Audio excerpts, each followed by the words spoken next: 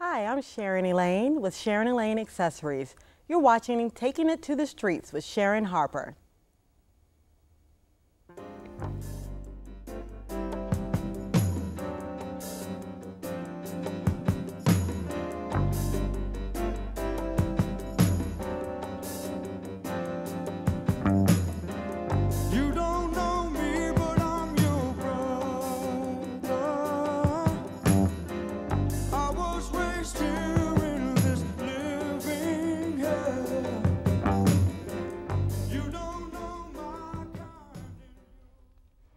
Hello, I'm Sharon Harper, host of Taking It to the Street, a show for the people, by the people, extraordinary people, and we're bringing them to you.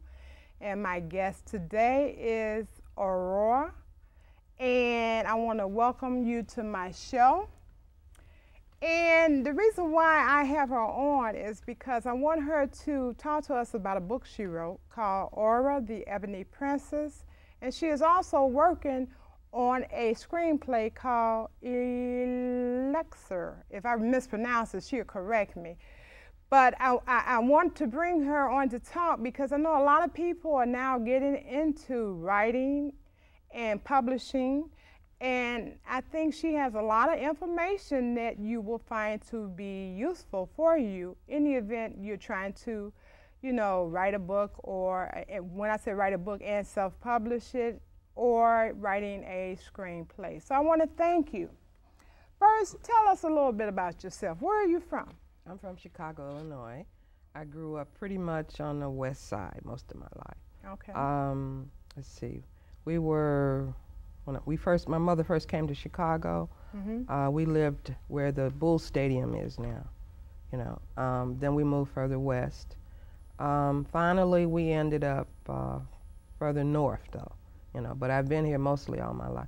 I lived in Arkansas, well, not really lived there, but I visited there like every summer as a child. We would go down there, me and my brother. That's where my family is from, Arkansas. Okay. But they seem to really love Chicago for some reason. I also lived in Palo Alto, California, and on Stanford campus, and that was in the 70s. And I went to school in Urbana, Illinois, where I received a master's in education. Oh, okay. And then I tried to get into journalism school, but I was not accepted. But that didn't stop me. Okay, and that's the main thing. Yeah, right. So I still kept going anyway. So. Okay, so have you ever taught school? Or? Yeah, I taught school 30 years or more. 30 years? Yes, I started teaching school in the 70s. Really? Yeah. Okay, so you was teaching during the time where certain teachers were getting paid. Combat pay is what we used to call it in certain areas. So are you still teaching, or are you retired? I substitute now sometimes. Okay. And I homeschool, and I probably will have a daycare homeschool soon. Oh, okay. Yeah, I'm trying to open up one soon. Okay, so your novel, Aurora, the Ebony Princess, talk about that a little. What is it about, and how much of the novel is realistic? The novel is based upon my life experiences. I wrote it with a young man who was incarcerated. I gave him a chance because he said he wanted to be a writer, so I let him write some parts of it. It talks about my life from the time we were poor until the time, that I got married to a prince from Nigeria, authentic prince. The Ajayis, they were co-ruler of Nigeria in the late 40s. Chief Ajayi, Amos Ajayi, was the right-hand chief of Nigeria, along with the left-hand chief and the Oba. The Oba is the king. Okay. So those three men, they sort of ruled Nigeria in the late 40s. However, Chief Ajayi was poisoned. He was killed because of war, inner problems, that sort of stuff. And so my husband, my first husband, was his youngest son. He had 3 wives, Chief Amos Ajayi. And my first husband was the youngest son of the youngest wife. Okay, so you're considered a princess? Yes, princess. Okay. So how did you meet your husband? Did you meet him on here? campus? Oh, school campus. Yeah. Oh, okay. University of Illinois. I was always dancing. I never could be still. So I did African dance back then, you know. Okay. So I was on the quad dancing, and he saw me dancing, you know, and then he realized that we also ate at the same dormitory. You know, during that time they had dormitory for girls and dormitory, you know, for men. Yeah. Okay, so we were at the girl dormitory and they were at the men, and he was a graduate student, and so we would share the same eating facilities. And so he realized that we were also eating together, and so he started coming over to our table, you know, to eat, because he had saw me dancing and stuff like that. Really? Yeah, I danced in Chicago with Shaka Khan. It was a lot of us at the Afro Arts Theater in the late 60s. Okay. Okay, and we formed this group called the Afro Arts Theater. Shaka Khan was in it, her sister was in it, and the Pharaohs, that was the name of the musical group. And then we had a dance group called the Ashanti Dancers. So when I left to go to school, I went down to school, and we still kept the dancing going. You know, so I would dance on the quad or whatever, you know. So were they located on the south side of Chicago? South side on theater? 47th and Drexel. Oh, okay. You remember that? Do you remember the Afro Arts Theater? I don't know. Some people don't remember I know it. Ashanti, it sounds familiar. Yeah. Yeah. Yeah, Oh, because okay. let's say we really liked, who was that woman that danced with the long legs? I can't think of her name. She used to do Afro dancing, but I can't remember her. Was she here in Chicago? Yeah, she was here in Chicago. She was a very famous dancer. I can't remember her though, but we liked the way she danced, so we decided to dance too and formed our own dance group. And so that's how I started dancing and stuff. Plus I had trouble with my legs, you know, so much in college. So I decided dancing would help strengthen my legs and stuff like that. So how long were you married to? We were married Prince? about 2 years. About 2 years? To Prince, his name is Prince Oladela Borian Ajayi. That's Okay. Yoruba, yeah. Yoruba. Okay, so, you know, if I'm not getting too personal, what happened? Did he go back home or what? Well, we had a baby. I have an older daughter. She You teaches two were school. just too young to really I be was married. 20, I ain't gonna say. Okay. Okay. Anyway, now, I told my mom he wanted to take me to Nigeria. And you know what she did. Oh, no, you're not going. That's right. She Yeah. just flipped out, you know. And so when I wouldn't go, then he tried to take his baby. One day he came over there and he tried to take her. He was taking her down the steps. My mom said, you know he's got your baby. They're going down the steps. And I flew down the steps to get my baby from him. Oh, you know? okay. So, but that was the biggest problem. She just didn't want me to go. She didn't want me to live there. So did you stay in touch with him? Yeah, we stayed friends, Okay. oddly enough. I mean, he was very bitter of the fact that I ran away, you know, but we're good friends now. You know, he's a reverend now. Oh, is he? Yes. In Nigeria? In Nigeria. Oh, okay. Yeah. So is there a message in your novel that you would like for the readers to grasp, since it's based on Yeah, your real I life? think the message is you got to follow your heart. And a lot of people don't do that. A lot of people are very fake and phony. You know, like they just do stuff because somebody else is doing it. And so that's the end thing to do. But I was never what you would call an in-crowd person. I always did what I felt in my heart to do. And so therefore, that's why it put me where I felt that I should be, you know, because if not, I wouldn't have finished school. I would have just, you know, did like everybody else did, got pregnant and just, you know, out of high school pregnant and looking for jobs. Well, could they be afraid of what others, I guess, may think or Yeah, say, they was and that's- afraid. But see, okay. I was into music. Music was my life. I loved music. You know, nothing could replace music. And so therefore I followed music. I followed that trail. And so that's what led me to Urbana and to dance there, because since we stopped dancing in Chicago, and then I met him, you know, so, and then I got my education at the same time. I have 2 other children too. Okay. You know. So what books have influenced your life? I like Stephen King, Carrie. I like I Know Why the Cage, what is it? Maya Angelou? Yeah, Maya Angelou, yeah. Yes. And I also like, of course, the Bible, the Quran. And it's another book that I liked. I'm trying to remember what I read.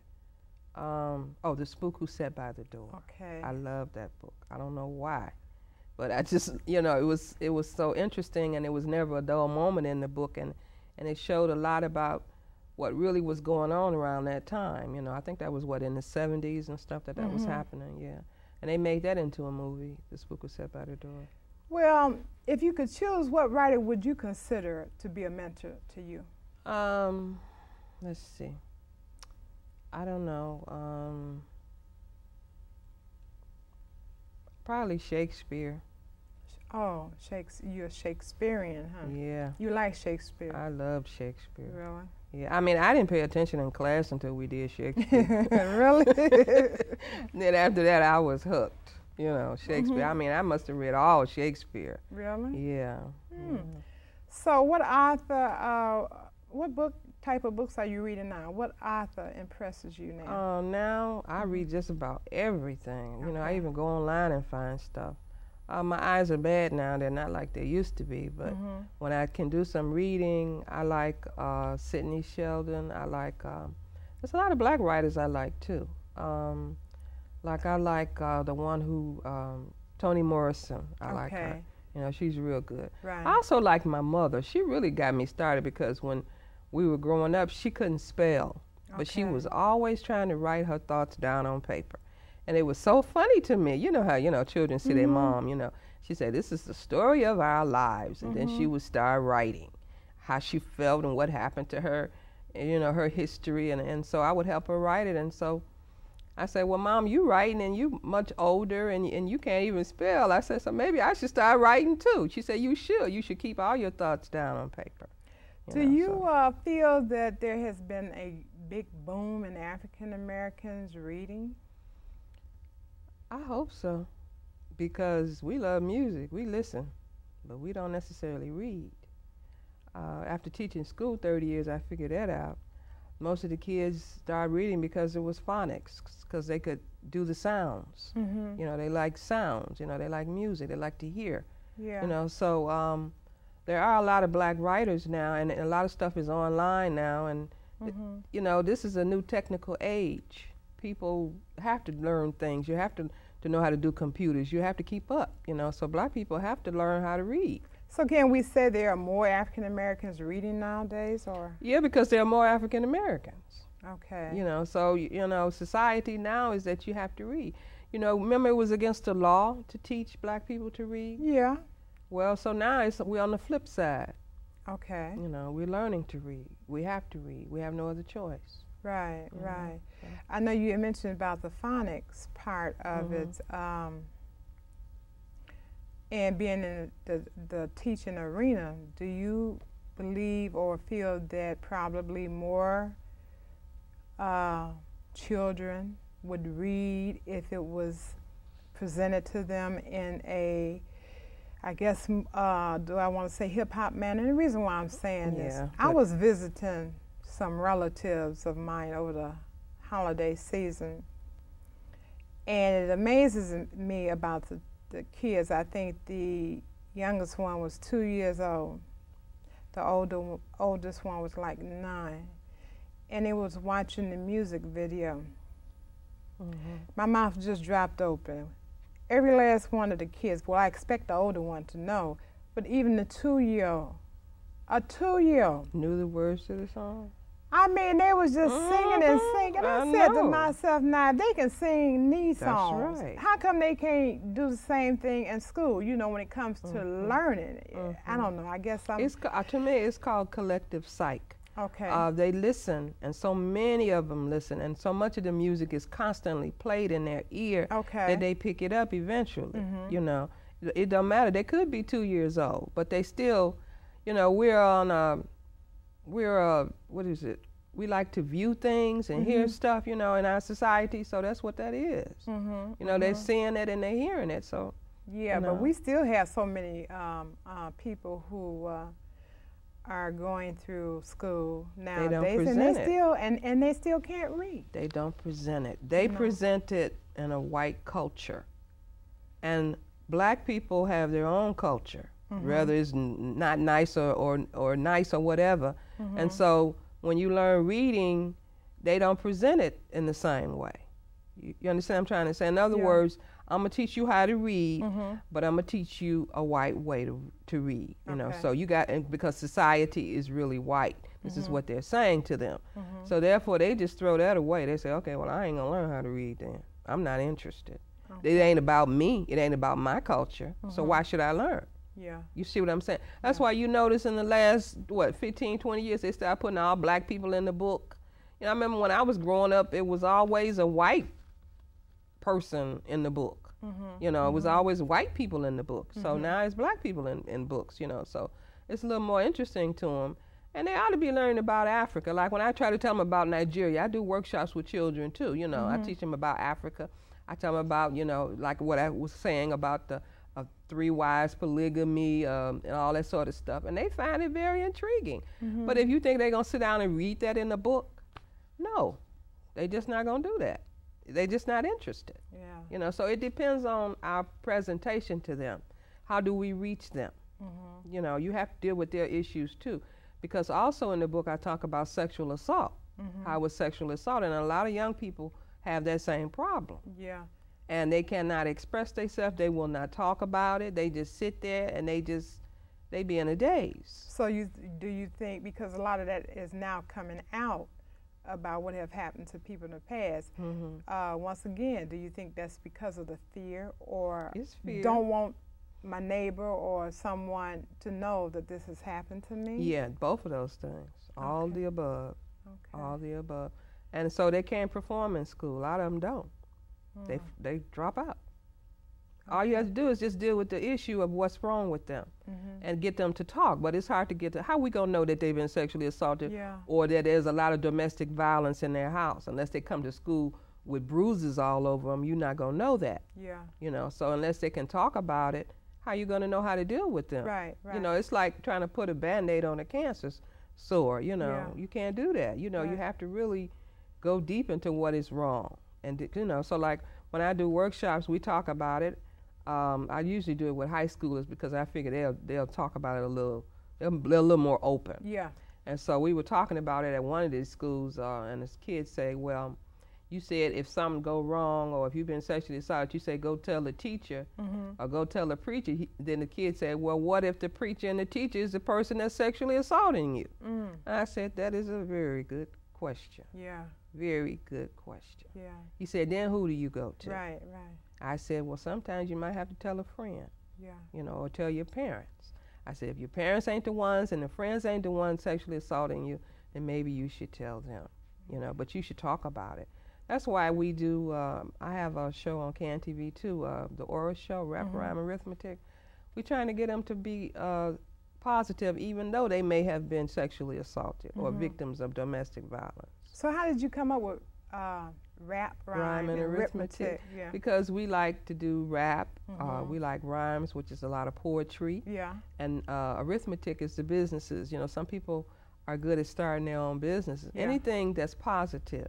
We're trying to get the positive energy. Take the negative out, put the positive energy there, you know. Right. Did you have support from your family members when you decided to write a book? Just my mother. Okay. The rest of them say, nah, they wasn't interested. Okay, You so know, they didn't want me to even say nothing. Oh, they didn't. Why? Well, because, like I say, Were you talking about them? like for instance with my first husband, because Wait a minute, how many times you been married now? 3. Okay. Okay, that's it too. 3 and you're out. But Okay.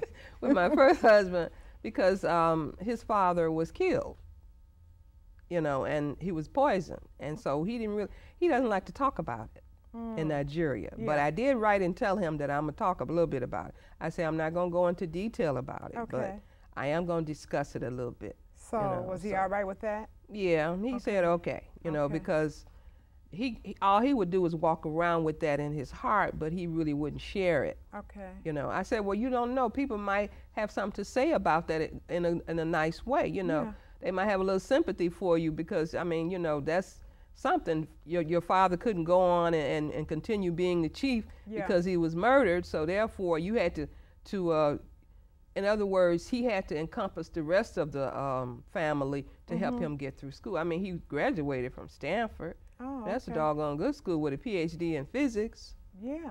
You know, I mean, he's very smart. He used to be the tutor too. That's another way I met him, because I remember when if I had problems in math, I could go to him and he would always help me do the math. Really? Not just me, but all the other black students on campus. They'll tell you, oh yeah, go to Daly.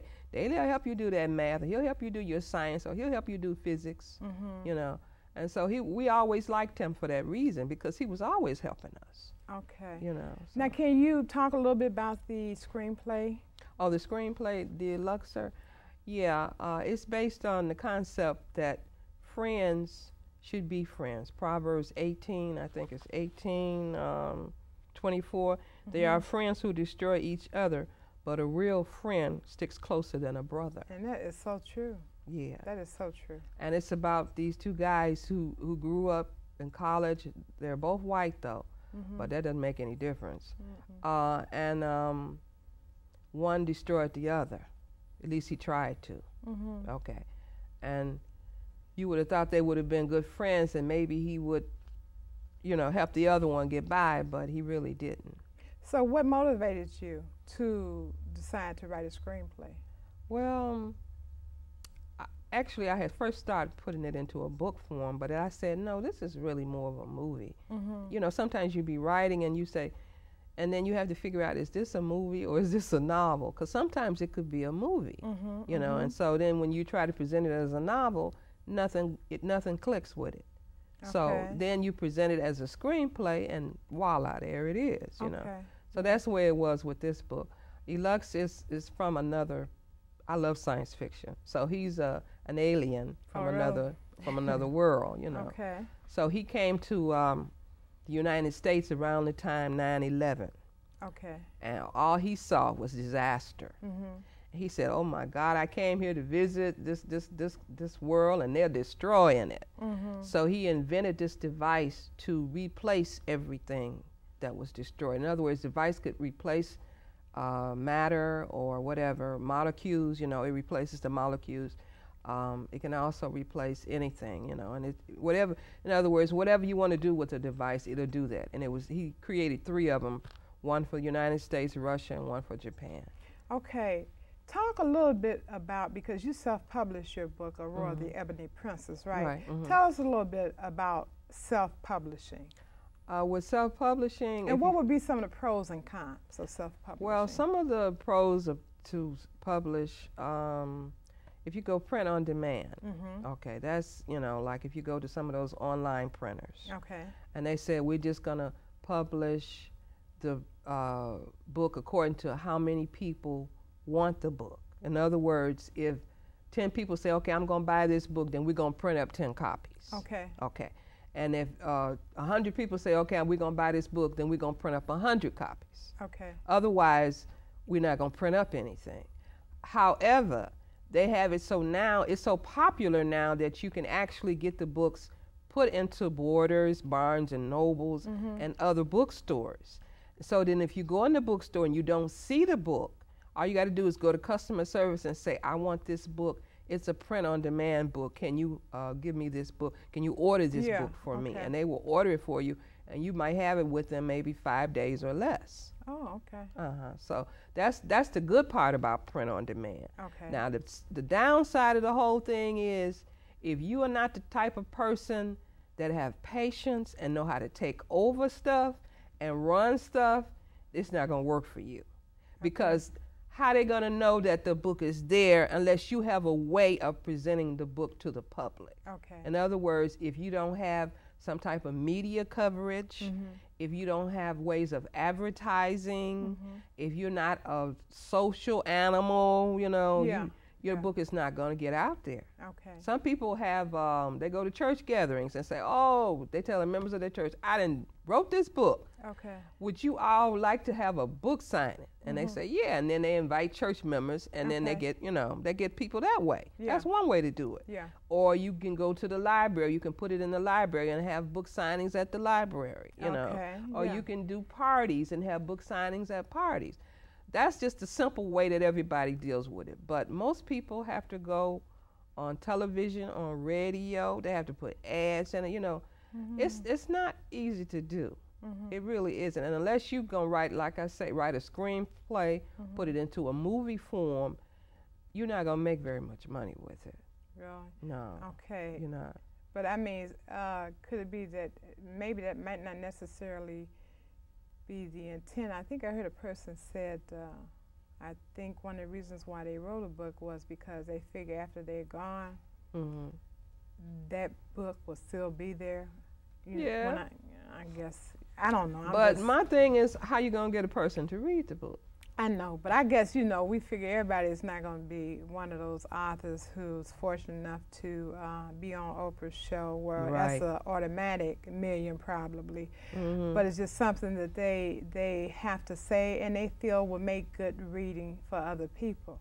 I mean, because I look at television, a lot of these programs on it. Now I figure I can probably write some better than what's on there nowadays, but then that's just my opinion. You know, so yeah, I know what you're saying. Yeah, I meet a lot of people that are writers. Some are new writers and some have written books, but that's why I liked Stephen King and Carrie, because he wrote Carrie and then he got mad and he balled it up and put it in the garbage.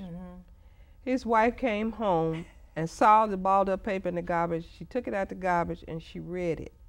And she went to him and she said, "That is a good book. Why is it in the garbage?" He said, "I'm tired of it." He said, "I don't know nothing about high school girls." She said, "Well, let me help you." She helped him. And that's how you got Carrie. You see what I'm trying to say? At some moment in your life, there might be a way to help you do what you're doing. It might be your destiny. Right. It may be your fate. So sometimes you should just keep going anyway. Right. You know, and not give up. Well, I would like to bring you back on once you get the screenplay set in motion, and you know, probably talk more about that, because like I said, there's a lot of people out there who's interested in, you know, publishing or writing a book. But before we go, is there anything else you would like to add? No, I just think, like I say, repetition and keep on going and don't take no for an answer. I mean, even, I hate to say it, even people that aren't smart up here can do that. Yeah. You know, and that's the American way. That's how you get out there in America. It's the repetition, keep going, and don't take no for an answer. All right. Okay, well, I want to thank you for tuning in, and we're going to have to bring Aura back to talk to us a little bit more about her screenplay. And hopefully she have provided you with some information in the event you are deciding to write a book, okay? So I want to thank you for coming on, and I'll bring you back to talk about your screenplay. Okay. So thank you for tuning in, okay? I was raised here in this living hell. You don't know my kind in your world. Fairly soon